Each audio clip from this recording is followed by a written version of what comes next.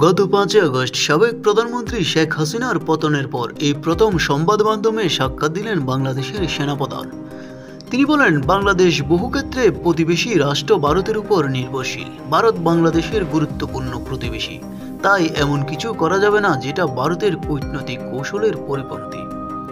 বাংলাদেশের বর্তমান অস্থিরতা এবং ক্রমে বেড়ে চলা ভারত বিরোধিতার আহ্বানে এই কথা বলেন বাংলাদেশের সেনাপ্রধান জেনারেল ওয়াকারুজ্জামান।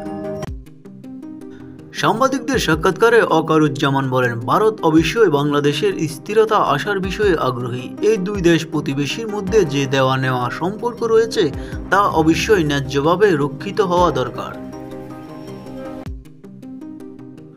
বাংলাদেশের সেনাপ্রধান আরও বলেন, আমরা ওদের কাছ থেকে অনেক পণ্য কিনি, তাই বাংলাদেশে যাতে স্থিরতা ফিরে সেটা ভারত অবশ্যই চাইবে। এটা আসলে একটা দেওয়া নেওয়ার সম্পর্ক, এটা অবশ্যই ন্যায্যভাবে পালন করা উচিত। যদিও কোনো দেশ অন্য কোনো দেশের কাছ থেকে উপকৃত হতে চায়, তাতে তো কোনো সমস্যা নেই।